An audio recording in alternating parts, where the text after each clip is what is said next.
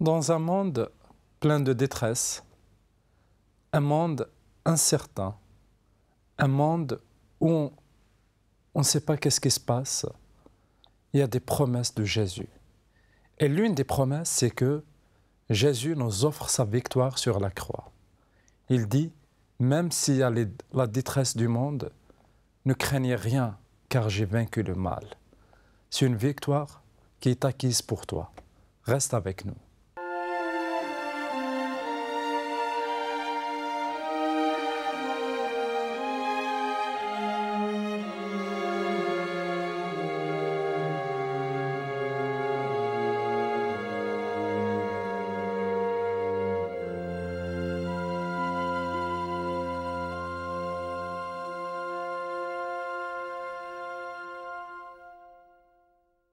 Bonjour et bienvenue pour une nouvelle émission, pour une nouvelle promesse avec le pasteur Pierre Péchou. À chaque fois qu'on a une rencontre, on discute et on parle sur des promesses dans la Bible, sur des promesses que Jésus, en fait, a laissées pour chacun de nous. Et aujourd'hui aussi, nous allons voir une nouvelle promesse. Bonjour et bienvenue Pierre. Bonjour Anafi, bonjour à tous nos amis, à tous ceux qui nous écoutent, peut-être pour la première fois. Que ce soit un temps béni par Dieu pour chacun. Amen. Alors, tu es venu aussi aujourd'hui avec une nouvelle promesse, une promesse pour chacun qui nous écoute aussi. Oui, et une promesse qui se trouve à nouveau dans l'évangile de Jean, au chapitre 16. Je dis à nouveau parce que nous aurons choisi beaucoup de promesses dans un long discours de Jésus que l'on trouve dans les chapitres 14, 15, 16 de Jean. À plusieurs occasions, j'ai pu préciser que c'était le discours final de Jésus avant d'être arrêté par ceux qui étaient contre lui, d'être ensuite jugé, condamné à mort, cloué sur la croix. Donc on est vraiment avant ce temps de la croix où Jésus mourra et ressuscitera. Alors Jésus avant, sachant qu'il sera livré entre les mains des Romains et des pharisiens, en fait il a laissé pas mal de promesses. Et oui, voilà, le temps est presque maintenant est venu à sa fin. Alors je vais leur donner plus de promesses pour qu'ils soient consolés. Oui, parce que ce long discours qui court sur 3 chapitres, pour le moins sur 3 chapitres, eh bien il se veut un peu le résumé, les bases fondamentales que les disciples entendent, qu'ils ne comprennent pas forcément, mais qu'ensuite ils pourront se remémorer, ils pourront s'en souvenir, et là, tout va s'éclaircir. C'est-à-dire que l'évangile de Jean, il est écrit quelques années après, et Jean, quand il écrit, il comprend les choses, alors il peut bien les poser, c'est vraiment intéressant. Et je parle donc de ces chapitres 14, 15, 16, mais on va lire tout à l'heure un passage aussi dans le chapitre 12, et là nous sommes vraiment dans les derniers jours aussi, parce que Jésus sait qu'il va mourir à Jérusalem. De façon très particulière, Dieu va l'avertir qu'il doit aller à Jérusalem parce que c'est l'heure est arrivée. Et quand on lira ce passage dans le chapitre 12, nous sommes déjà à Jérusalem. C'est-à-dire qu'on n'est pas dans les derniers chapitres, on n'est pas à la veille de sa mort, mais on est déjà dans cette dynamique. Jésus le sait très bien. Et au chapitre 12, il annonce sa mort, justement, et on lira un passage par rapport à ça. On verra comment il y a une progression dans le chapitre 12, 14 et 16 qui est liée à la promesse que nous n'avons toujours pas lue, à la promesse d'aujourd'hui. Alors, il est peut-être temps de le faire. Alors, avant de la lire encore, une dernière précision. Ce verset est le dernier verset du chapitre 16. Donc, on est à la touche finale. C'est la conclusion du discours de Jésus. J'englobe. Après, elle va basculer sur la prière. Voilà, c'est pour ça il faut englober ce chapitre 17, qui est la prière au Père. Mais qui est plein de promesses aussi, la prière est pleine de promesses. Tout à fait. Bon alors, c'est maintenant qu'il faut proposer vraiment aux personnes qui en ont l'occasion de lire ces chapitres, qui sont extraordinaires. Donc, c'est en tout cas la dernière parole, la fin du chapitre 16, adressée aux disciples, directement. Donc je le lis sans plus attendre. Jean 16, verset 33. « Je vous ai parlé ainsi pour que vous ayez la paix en moi. Dans le monde, vous connaissez la détresse, mais courage, moi, j'ai vaincu le monde. » Amen. Voilà, alors, très belle promesse finale, donc elle a beaucoup de poids. Nous allons la développer parce qu'il y a aussi, elle est très belle, mais il y a des choses qui peut-être nous paraissent un peu bizarres. Ne serait-ce que le fait que Jésus parle de victoire, mais en même temps, il appelle au courage à cause de la détresse. Oui, en fait, il sait bien quels sont les défis, quels sont les dangers, les obstacles que ses disciples vont quels ces disciples vont faire face. Parce qu'il dit, vous connaissez la détresse. Alors, est-ce que Jésus, en donnant cette promesse, est-ce que c'est une préparation pour le futur? Ou c'est juste pour le présent, là-bas? Voilà, parce que il y a des moments où il passe dans la détresse, ses disciples. Est-ce que c'est juste une promesse pour ses disciples au moment où il parlait, ou beaucoup plus, Jésus regarde un peu loin pour préparer ses disciples? Alors, les deux. Ça, c'est à ne jamais oublier.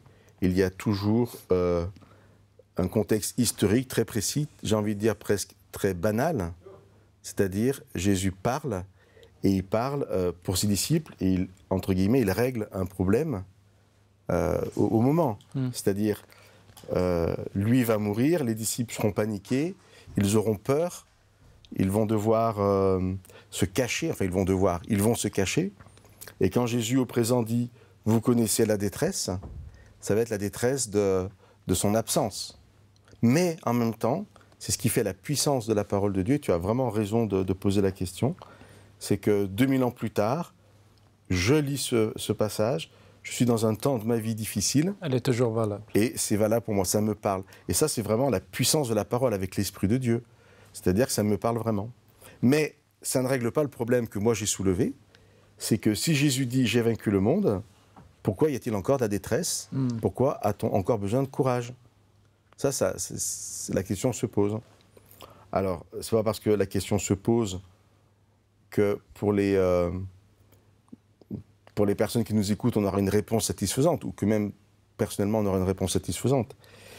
Pour comprendre, en fait, un peu cette opposition entre le fait d'entendre Jésus nous assurer qu'il a eu la victoire, et Jésus qui nous dit « je sais que vous serez encore dans la détresse, donc vous avez besoin de courage ». C'est paradoxal. Oui, donc pour le comprendre, il faut vraiment rentrer dans cette dynamique de la foi, de cette vision aussi qui nous permet de sortir peut-être du petit problème qu'on a à un moment précis et comprendre en fait, et ça c'est très très important, que la promesse de Dieu c'est « vous marcherez avec moi, je serai présent tous les jours avec vous ».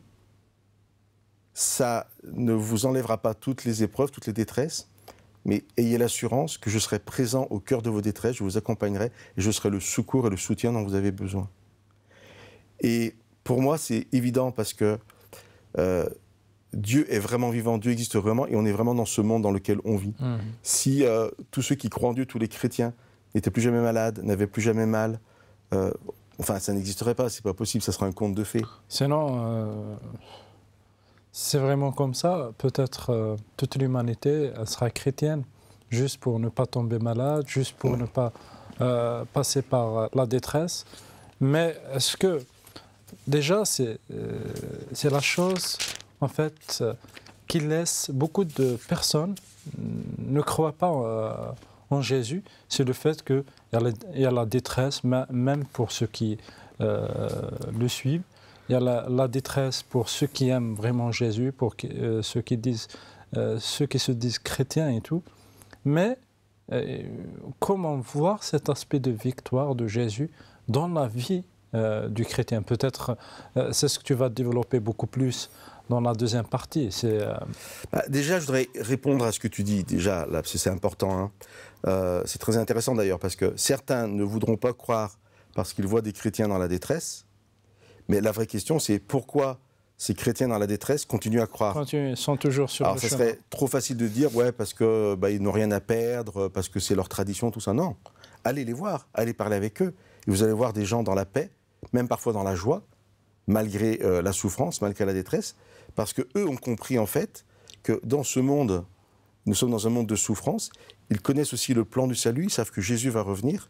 Et pour eux, la détresse est tout à fait supportable parce qu'ils l'inscrivent dans une vision beaucoup plus large. Alors, et cette vision plus large, ça me permet de faire le pas. C'est Jésus qui dit ici, « J'ai vaincu le monde ». Alors, le verset, la promesse d'aujourd'hui, je vais la relire parce qu'il y a des mots qui reviennent et qu'on a pu voir dans une autre promesse. Je vous ai parlé ainsi pour que vous ayez la paix en moi.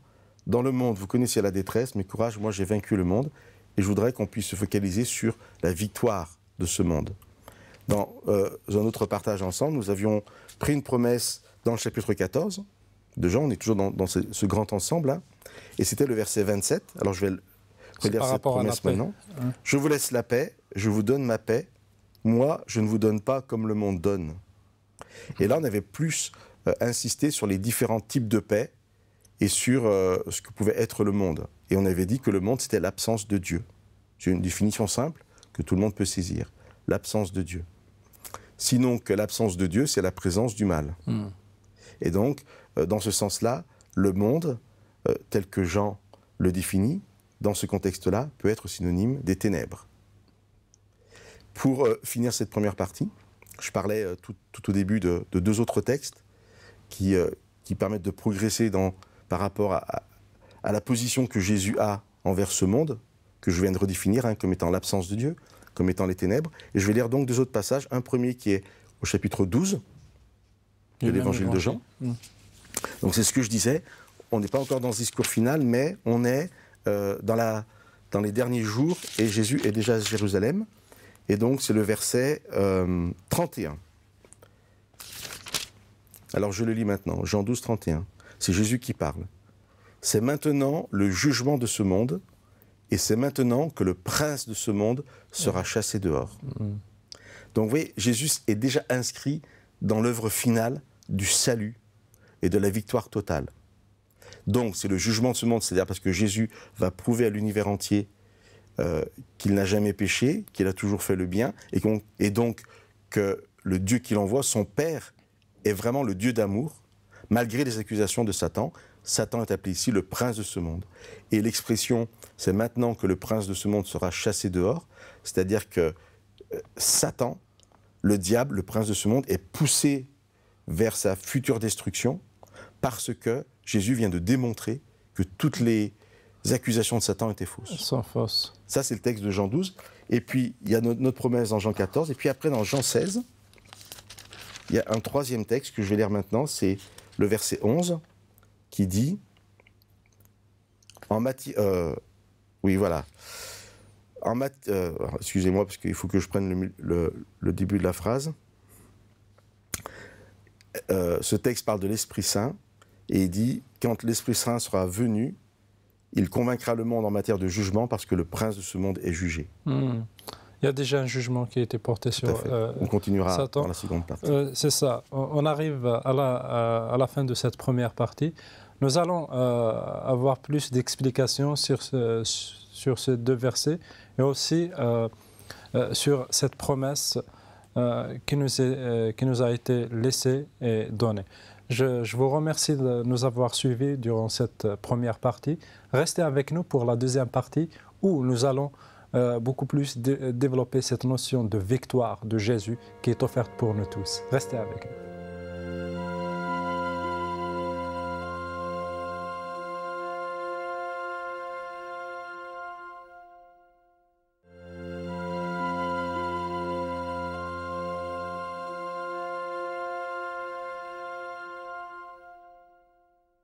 Bonjour et bienvenue pour cette deuxième partie où nous avons développé la promesse de la victoire de Jésus et la défaite de Satan, le prince de ce monde, l'initiateur du mal. Nous allons continuer toujours cette promesse avec Pierre. Bonjour une deuxième fois, Pierre. Bonjour Anafi, une deuxième fois. Je vais relire rapidement des extraits des trois textes. Parce que je pense que c'est important. Entre les chapitres 12 et 16, il y a donc trois textes qui parlent de ce prince de ce monde. Tu l'as bien défini ici, l'accusateur. Donc le premier, il est dans Jean 12. Et Jésus dit, c'est maintenant que le prince de ce monde sera chassé dehors. Il annonce la victoire sur le mal. Jean 14, 30, en fait, que je n'ai pas lu, parce que la promesse, c'est Jean 14, 33. Jean 16, 33, donc Jean 14, 30. Le prince de ce monde vient, il n'a rien en moi. Ça, c'est intéressant parce que Jésus a l'assurance qu'il a rempli sa mission et que donc, en fait, on ne peut pas dire qu'il y a un mélange entre Jésus et Satan. Il est pur. Parce que dans une des émissions, on a développé la notion de purification. Sans mélange. Il y a un sans mélange. Il n'y a rien, en fait. Il n'y a pas un petit coin dans la vie de Jésus où, Satan, vraiment, en fait, il est comme associé avec lui. Alors ça, c'est vraiment important. Tu vois, le troisième passage, dans Jean 16, 11, c'est « Le prince de ce monde est jugé ». Et là, on peut prendre le verbe « juger » comme synonyme de « condamner ». Et Satan est condamné par l'œuvre de Jésus. Et pourquoi ce que tu dis est très important? Parce que ça veut dire que nous pouvons vraiment prendre la Bible, les évangiles, les ouvrir, les lire ce que Jésus a fait, en sachant qu'à 100%, il a fait l'œuvre du Père. Ça, c'est vraiment important. On n'a pas à se poser la question de savoir si oui, mais ça a bien été fait ou pas. Non. Voilà, c'est ça qui est absolument incroyable. Tout ce qu'il disait, tout ce qu'il faisait, c'est vraiment... Il rentrait dans le cadre de la volonté de Dieu. Rien n'est... en fait... n'oppose la volonté de Dieu. Depuis, en fait, toute sa vie, quoi. C'est ça. Et donc, ça, c'est très encourageant parce que si on veut bien rentrer dans cet acte de foi, en quelque sorte, eh bien, la vie de Jésus va vraiment être exemplaire. Et toutes ces paroles, en fait, on peut les accueillir sans aucune méfiance. Et tout ce que nous comprenons que nous devons vivre à travers ce que Jésus nous enseigne, nous pouvons le vivre.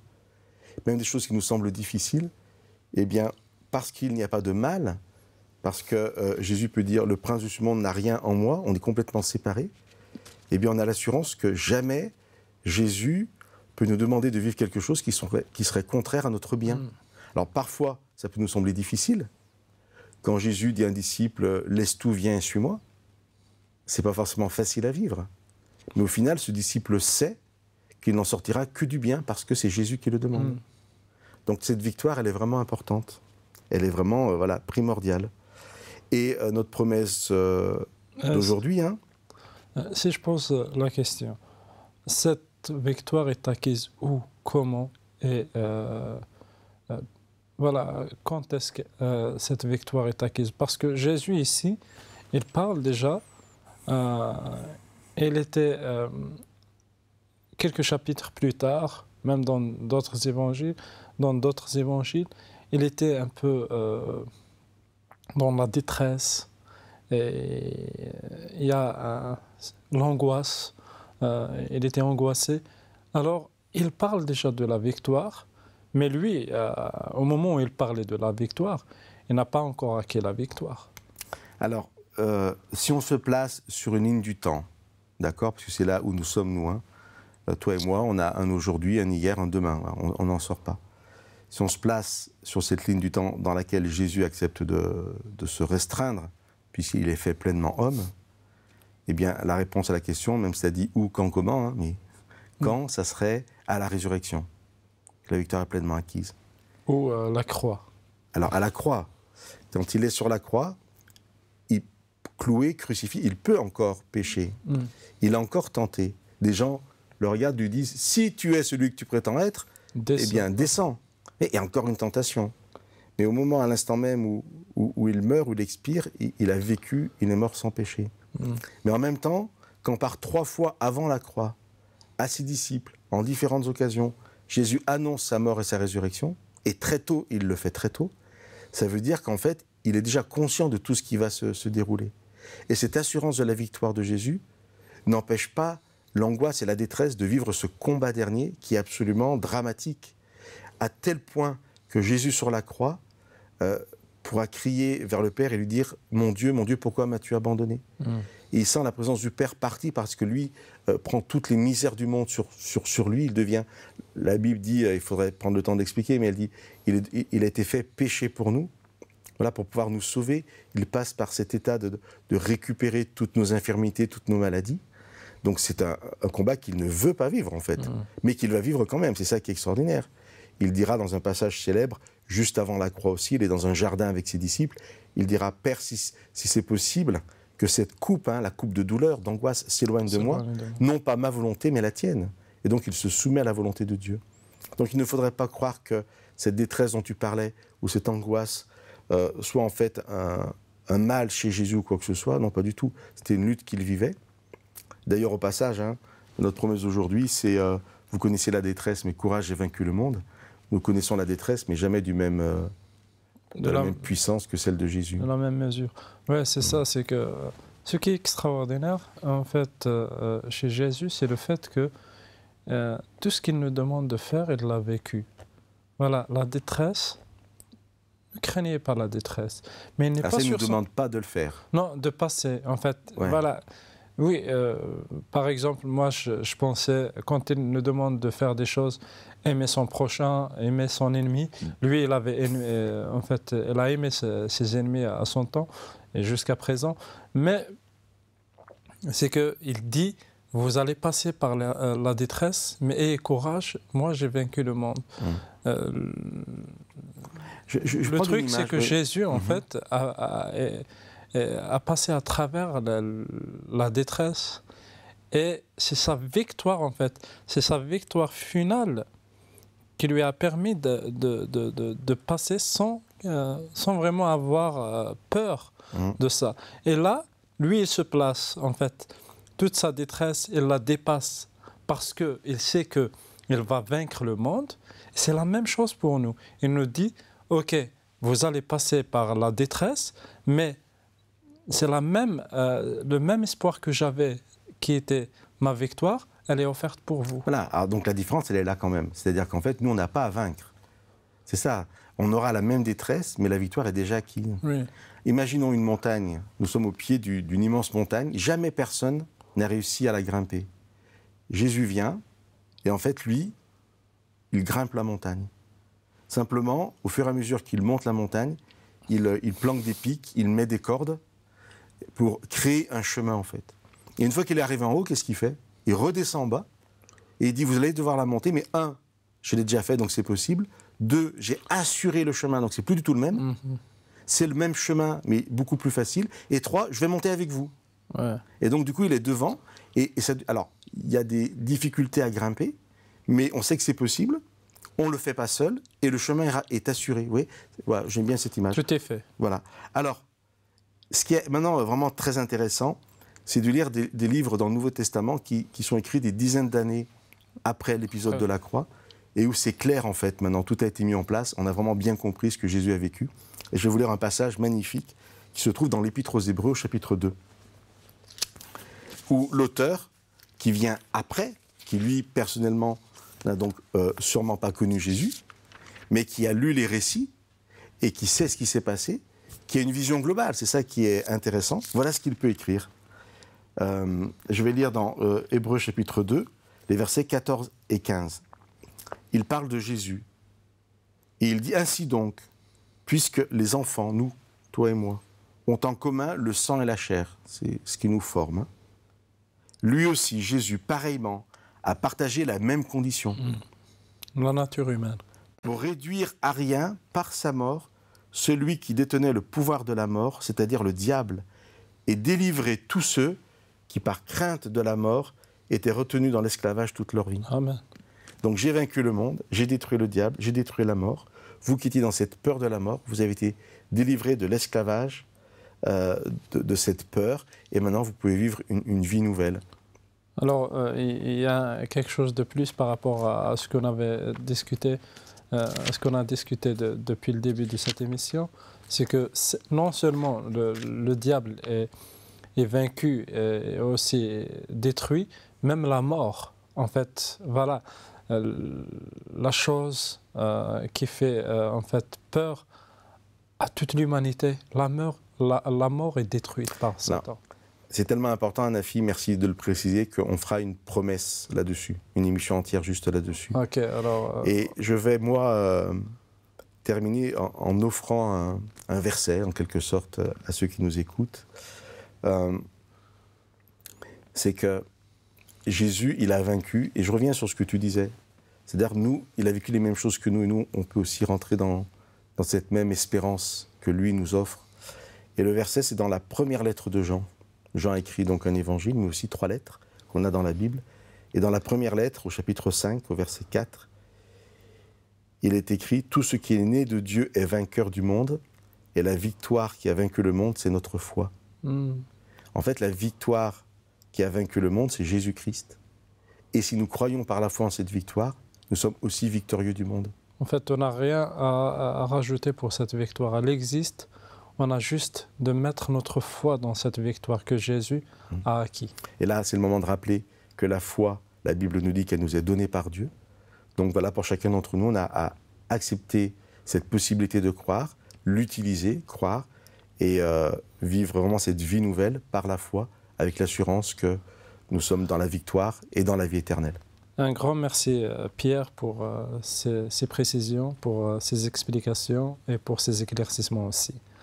On vient à la fin de cette émission. Il faut juste savoir et garder dans vos pensées que la victoire est acquise par Jésus. Et là, l'élément le plus fort pour utiliser et pour acquérir cette victoire, c'est la foi en Jésus. Restez avec nous et à très très bientôt.